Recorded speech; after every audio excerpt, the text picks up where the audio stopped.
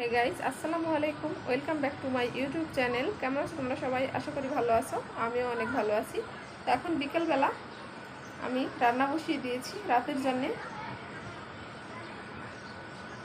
আরাফের বাবার পছন্দের রান্নাগুলোই আজকে আমি করতেছি।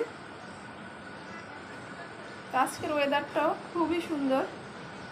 তো চলো আমার সাথে রান্না করে।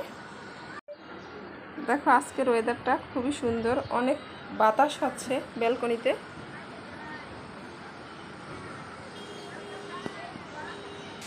আর আমি তো আগেই দেখিয়েছিলাম এটা আমার রান্নাঘর।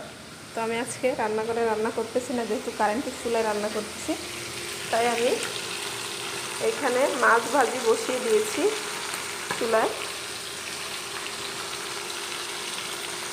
মাছ দিয়ে ডাটা এবং আলু দিয়ে রান্না করব, আর মাছের ডিমের বড়া করব।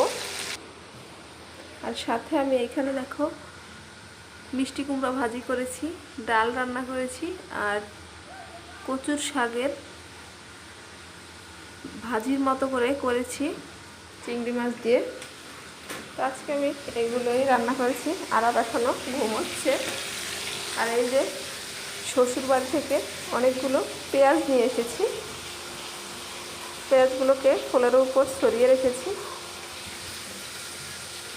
এই রুমটায় আসলে কেউ থাকে না আমাদের, ওই জন্য আমি এই রুমটায় খোলামেলা আছে, এই দিক দিয়ে খুব বাতাস আসে, তাই আমি রান্নাঘরের মতো করে কারেন্টের চুলাটা এখানে রেখে ব্যবহার করতেছি এইভাবেই। যেহেতু আমার বাসায় মেহমানও ওই রকম আসে না, যদি কখনো আসে তখন এখানে একটা খাটের ব্যবস্থা করে দেব।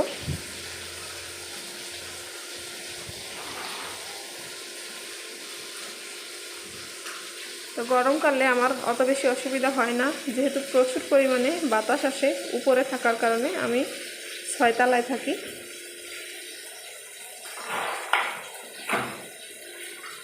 তো আবার পরে তোমাদের সাথে দেখা হচ্ছে রান্নাবান্না শেষ করে। এখন আমি মাছের ডিমের বড়া বানাচ্ছিলাম। মাছের ডিমগুলোকে, অল্প পরিমাণে মাছের ডিম ছিল, ওর সাথে কাঁচামরিচ, পেঁয়াজ এবং একটু হলুদের গুঁড়া, মরিচের গুঁড়া, অল্প পরিমাণে ধনিয়ার গুঁড়া এবং লবণ দিয়ে ভালোভাবে মাখিয়ে নিয়েছি। এখন আমি বড়াগুলো করব। তো দেখতে থাকুন আর সঙ্গেই থাকুন। এরপর আমি মাছের ডিমের বড়াগুলোকে সুন্দরভাবে ভেজে নিচ্ছি। এদিকে আমার মাছ ভাজিটাও হয়ে গিয়েছে। অল্প একটু তরকারি রান্না করব আমি।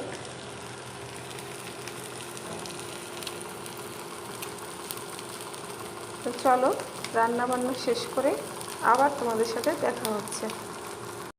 এই যে আমার মাছ রান্নাটাও হয়ে গেল। তো আজকের মতো বিদায় নিচ্ছি। আল্লাহ হাফেজ, ভালো থাকবেন, সুস্থ থাকবেন, আর চ্যানেলটিকে সাবস্ক্রাইব করে দিবেন।